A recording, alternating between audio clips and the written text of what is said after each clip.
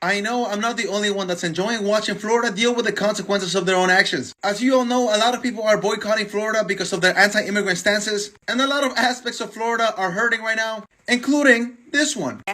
New Florida laws have been criticized by companies, organizations, and politicians in recent months, and now groups looking to hold events in Central Florida are backing out. I don't like hearing about conventions not coming here, and I think it's a hit to the economy when that happens. All those people are missing. They're not here. They're not staying in hotels. They're not out there eating at our restaurants. They're not going to the attractions. They're not spending money locally on transportation, on entertainment, on retail. So when you add up all the money lost because we lost that significant a number of visitors, that's where that billions of dollars of economic loss comes into play. Understand the group business, the conference business. They rely on attendees.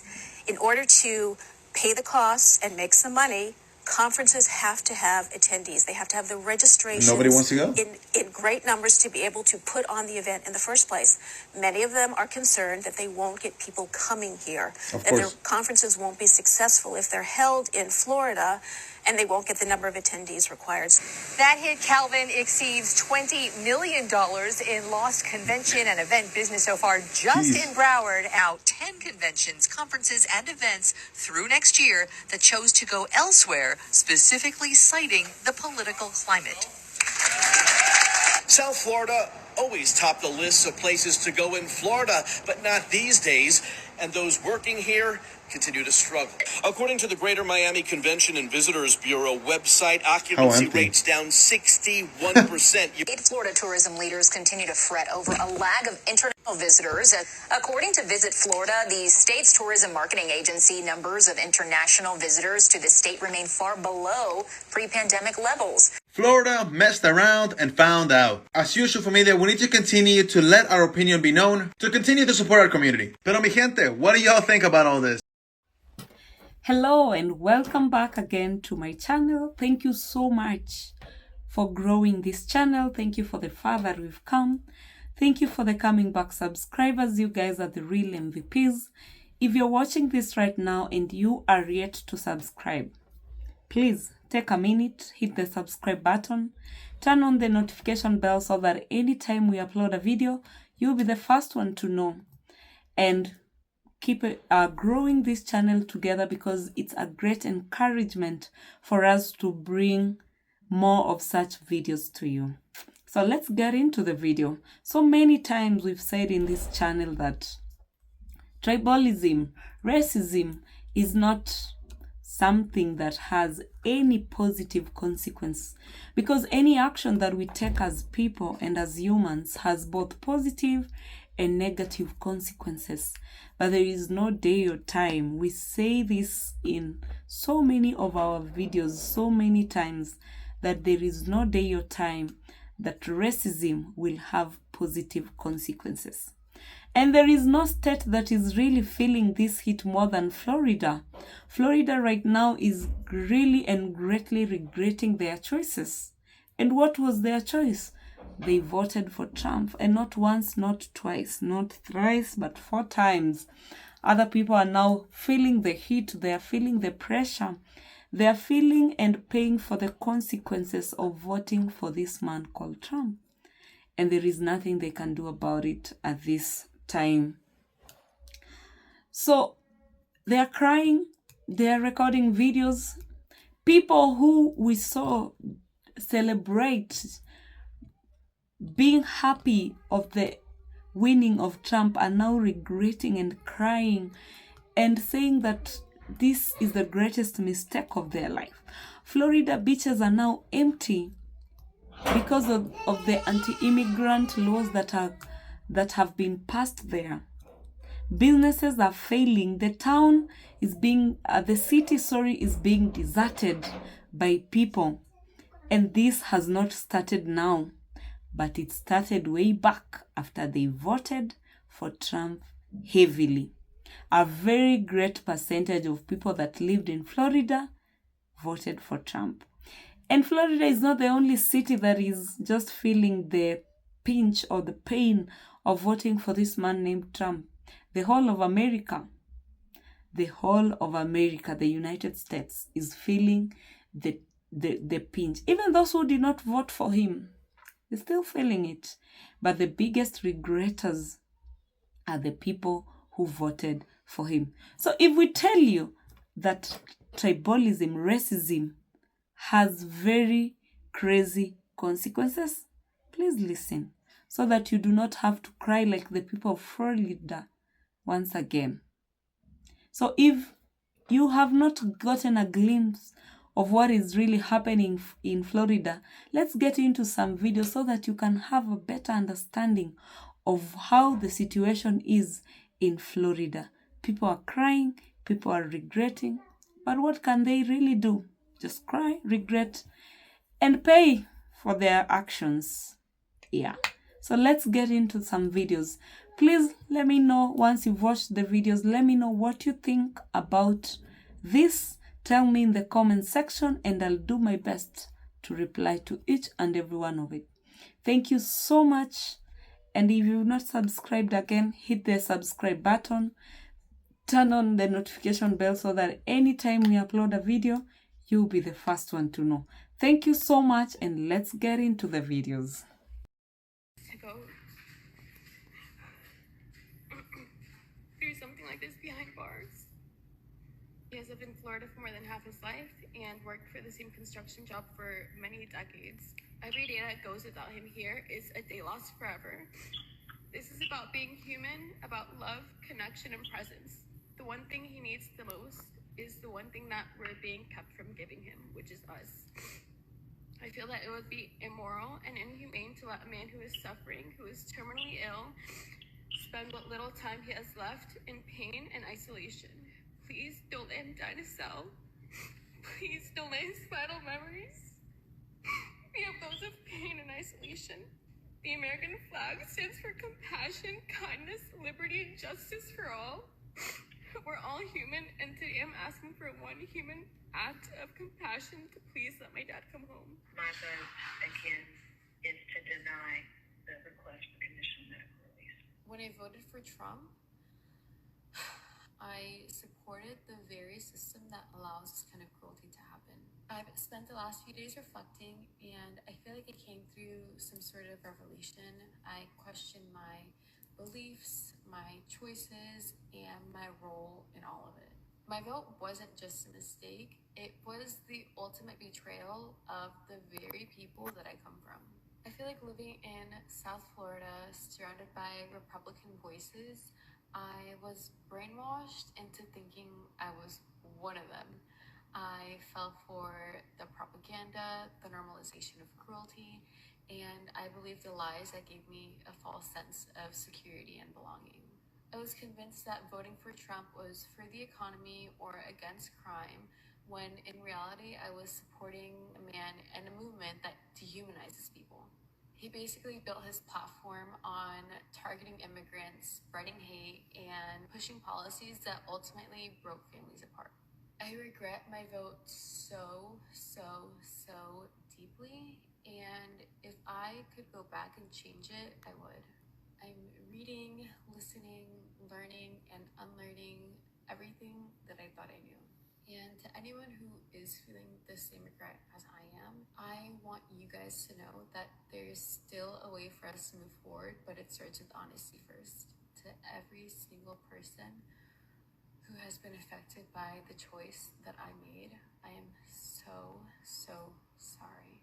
A lot of you aren't going to forgive me, and I'm really not expecting anyone to, but I just want everyone to know that I'm going to move forward with more compassion, continue educating myself, and fight for those who can't fight for themselves. Do you guys remember this lady?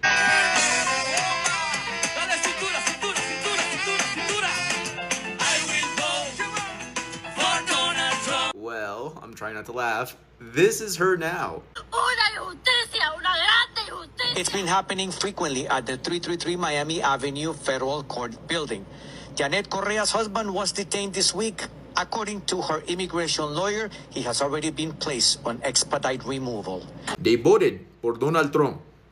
Donald Trump deport. You heard that right, guys. Janet Correa, the famous Trump singing lady, has had her husband detained by ICE. And not only that, but he got put on expedited removal. They want him out of the US. They don't want him. But of course, we've been telling them this all along. They don't want you, bro. Also, do you remember the time I went viral because I told people to call ICE on Latinos for Trump and the family members of Latinos for Trump? It looks like it's happening, and I couldn't be happier. You reap what you sow, and I stand by what I say. But anyways, play silly games, get silly prizes. Let me know what you guys think. I'm really scratching my head because I voted Republican, and most of us in the fishing industry did, and we're not seeing the positives come out of it, why we voted that way. Yeah, we voted for Trump in 2016, 2020, and 2024. We live in the Florida Panhandle, and we thought that this would be good for our business, but we're finding out now that we were wrong. And I want to publicly say that we are regretting our votes at this point. My husband and me own a construction company, and we literally do not have workers anymore. Most of our workers are from Mexico, and they're good, hard workers. I talked to a few of them, and they said they were just too scared to come back to work because of all the raids. Our construction company is likely to go out of business now, and we don't know what we're going to do, but we're never voting for a Republican again. Ron DeSantis and Trump have been passing laws that negatively affect our business, and I just want to say that I'm sorry for voting for him. I grew up Republican, and it's all I've ever known, but now I can see that me and my whole family have been very wrong about this. So we hope that 2026 comes and we can take back the House and the Senate and stop him from what he's doing. There's a special election coming up in Matt Gaetz's district, and we're going to do everything we can to advocate for a Democrat taking that seat. If you could say something to President Trump and he was going to hear you right now, what would it be? You're a worthless pile of And you voted for him how many times? 3 times. That was my bad. Apparently, I'm an idiot. U.S. farmers are starting to regret their vote for Trump. From beekeepers to soybean to hay producers, all of them are starting to say, I never thought that voting for Trump 3 times would result in me losing tens of thousands of dollars. A beekeeper out of North Carolina says, yeah, I proudly voted for Trump all 3 times. I flew flags for him and put signs for him in the yard. But now I'm out tens of thousands of dollars due to lost federal funding and tariffs, so I cannot export my products, my honey and my wax, to other countries like I could before, and nobody's buying it in the United States. Hay producers in Idaho and Utah that export alfalfa hay to China are now seeing 135% tariffs put on their product, and all of a sudden, they don't have anywhere to ship it.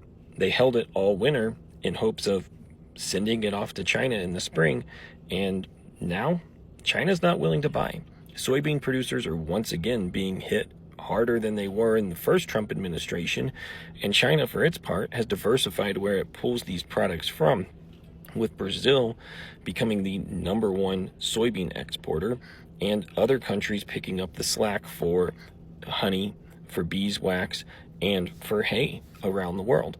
Now, China's doing a great job diversifying, and the United States has relied on exports to China for so long that its farmers are going to just continue to suffer. Once again, the majority of them voted for Trump, and now they're finding out. They just cut the EBT right before Thanksgiving. I got 7 mouths behind me, and I don't know how I'm going to feed them. I swear I thought I was voting for someone who cared about folks like us. Breaking news, guys. A lot of white Americans are now crying, and they are now saying they regret their votes for Donald Trump. Recall that during the campaign, Donald Trump literally said the reason why they should literally vote for him and not vote for Kamala Harris, which is a black woman, is because that she was literally going to start World War III. But it turns out that every single thing that he literally said that Kamala Harris is going to do is what he's literally doing. So a lot of white Americans, the Latinos, the Hispanics, the Haitian, the Mexican American, a lot of them are now crying, and they're now saying, we regret our votes. Because right now we cannot afford food, we cannot even afford shelter, and right now, as of today, gas has skyrocketed to $8.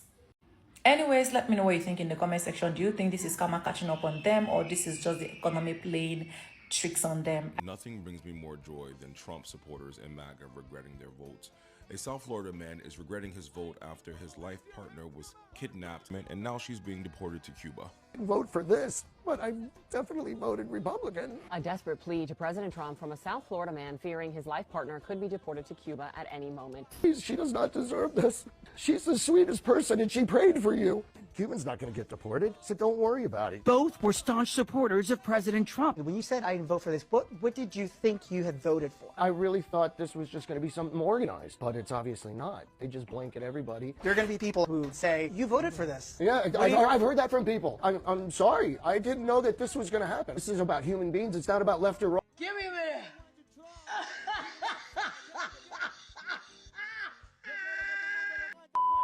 This is a firm lesson, and fuck around and find out. And I'm glad that all of you are literally learning your fucking lesson by saying, I didn't know this was going to happen. I didn't know, good people left and right. No, you knew what the fuck you voted for. You knew what was happening. You just felt like you were protected because you were a Trump supporter. And maybe you're maybe not white passing. But guess what? Joke's on you. I will vote for Donald Trump. Vote for Donald Trump. I love my freedom. Florida beaches are empty because racism don't pay the bills. Now, those beaches and businesses are empty in Florida, and the business owners are scratching their head. They're like, I don't understand what's happening and why this is going on. This is what happens when you build your entire platform on bigotry and fear. When you spend years attacking immigrants, the very people who visit your state, spend money in your hotels, eat at your restaurants, buy your tacky-ass beach towels. Don't act shocked when they stop showing up. And understand, it's not just tourists who aren't coming to Florida. When you squeeze the working class like a lemon, there is no juice left for joy. You think people got beach money right now? People can't even afford to go outside. And all those Trump tariffs, those weren't on corporations. Those were Trump taxes on us. Prices went up, jobs got cut, and now folks are choosing between groceries and gas, not plane tickets to Clearwater. And y'all made Florida a hostile environment, honestly. So now all of a sudden, Republicans from Florida are realizing that the anti-immigrant bills, SB 1718, is going to be bad for their state. Like this Republican representative, who's also a farmer, who's admitting that these laws are just meant to scare people. Then he has the nerve to tell us to ask other Latinos not to leave the state. Watch. This bill is 100% supposed to scare you. I'm a farmer, and the farmers are mad as hell. We are losing employees. They're already starting to move to Georgia and other states. It's urgent that you talk to all your people and convince them that you have resources that can explain the bill to you. The caucasity. You want us to talk to our people when you're the one causing all the problems. How do the people who pass these laws try to act like they're the victims? You want us to tell our people to stay, repeal the law, and then pass a bill that'll give undocumented people more rights, like rights to a driver's license, right to health care, right to an education. When you do that, then I can tell my people not to leave Florida. Until then, get out, do what you gotta do to stay safe, and don't listen to dudes like this who made their own bed and now they gotta lie in it. People are fucking leaving. Like, we're all leaving. Rachel and I are leaving. Like, we can't fucking... Please watch his entire video. It shows you just the frustration of so many people in Florida, and how so many people in Florida, it's not reported in the news, it's not really talked about, but there are thousands and thousands of people preparing and getting ready to leave because Florida has just gotten ridiculously expensive, and it's number one. Yeah, Florida's number one in inflation in the country. That's right. Florida is number one in inflation. So here's a guy explaining how much it used to just cost to rent a small place, and it's more than doubled. And going to the grocery store is ridiculous. But just living all around Florida when you're number one in inflation, it's just one thing after another, after another, after another. And I have so many friends that live down in Florida, and many of them are just like, it's just too much. It's just gotten to be too much. We've had enough. We're moving out. So expect over the next couple of years a huge migration out of Florida. Yeah, you may still get some of the rich folk going down there, but the average Joe, No, the average Joe's leaving. Florida has always been a land of contradictions. Alligators and retirees, hurricanes and sunshine, Disney castles and swamp water. But here's a new twist. MAGA country's favorite playground is broke. Yes, broke. Under the very same Trump administration that Floridians helped put back in the White House, they're now struggling to afford eggs, rent, and gas.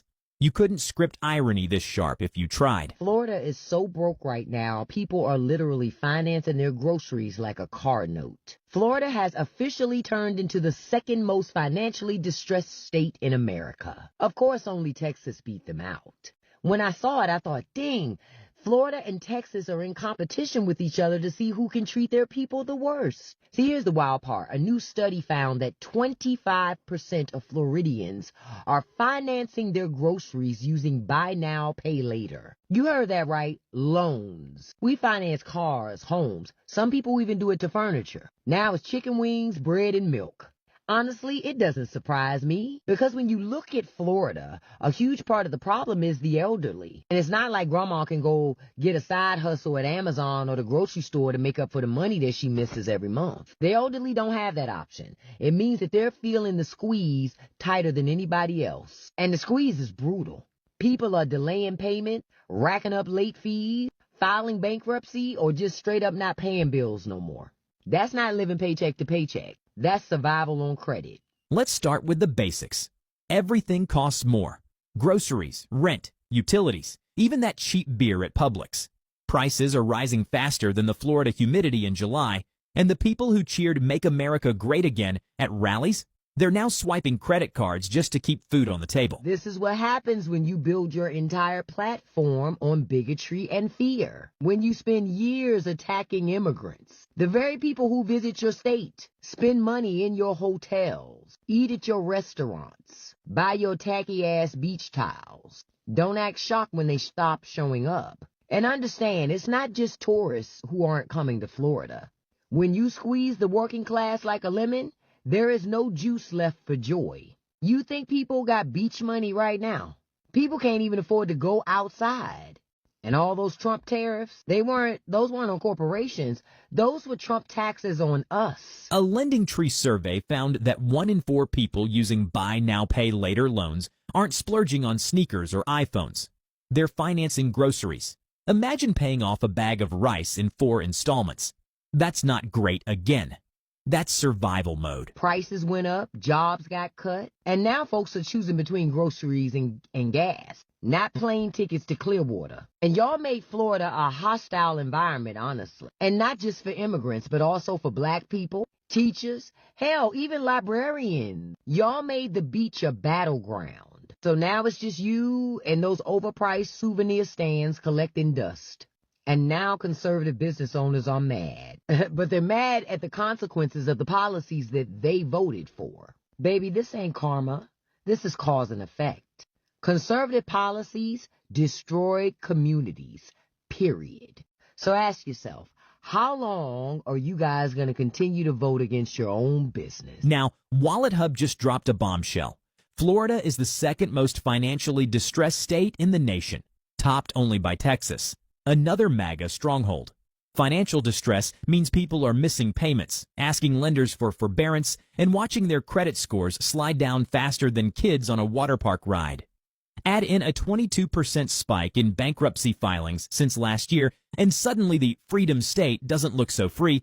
It looks financially trapped. And just note, it's not just a Florida story or a Texas story. When 2 of the largest states in the country are collapsing under the weight of necessities, that means it's a sign that it's happening everywhere. So if Florida is drowning while selling sunshine and palm trees, imagine what it looks like in states that don't have the tourism economy to fall back on. And quiet as kept, Florida ain't got it to fall back on no more either. So remember, America will sell you a dream, but it will make you finance the groceries just to stay alive. And if you think it's normal, then you've already accepted living in a nightmare. And here's where it gets rich. Floridians are Googling debt and loans at some of the highest rates in the country.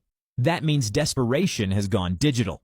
These are the same people who once roared about Trump's business genius, now stuck begging Google for ways to borrow more money while already drowning in it.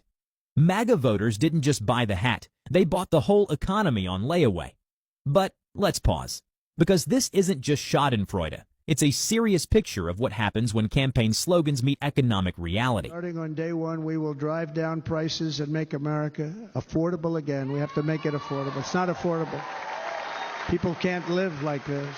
Republicans have a plan to bring down prices and bring them down very, very rapidly. By slashing energy costs, we will in turn reduce the cost of transportation, manufacturing, and all household goods. Trump promised prosperity, the best economy ever, jobs, growth, and stability. Instead, MAGA strongholds are leading the nation in financial collapse. And the cruel irony, these are self-inflicted wounds. The voters who wanted Trump's America back are now the ones paying the steepest price for it. Think about it.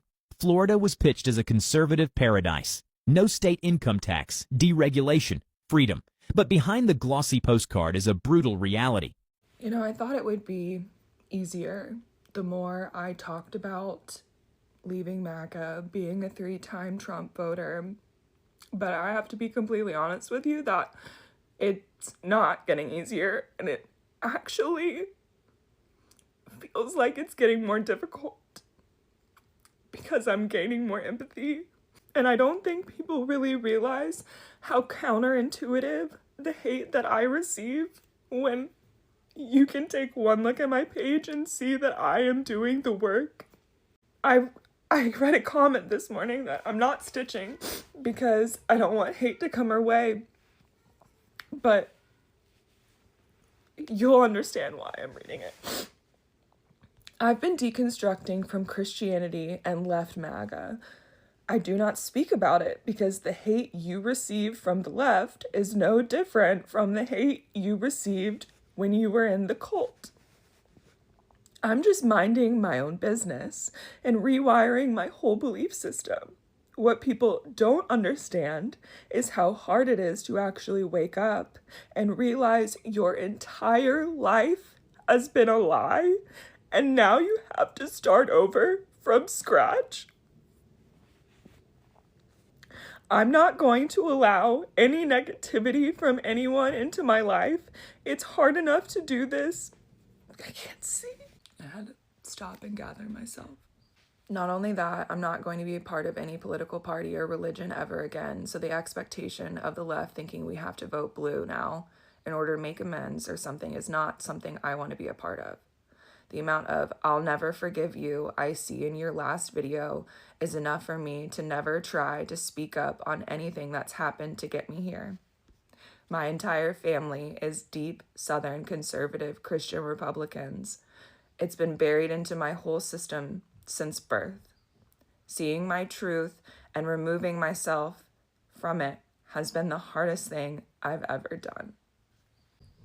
I don't really know what else to say other than, I don't think that this is what the left wants.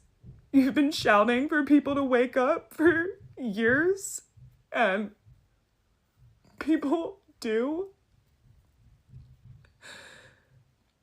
And you just want to harp on, and I get it, that it didn't happen soon enough. And I don't believe that. I can't believe that. I have too much hope in my soul to roll over and die. I don't know what the solution is, but I know it's not to beat people while they're already down.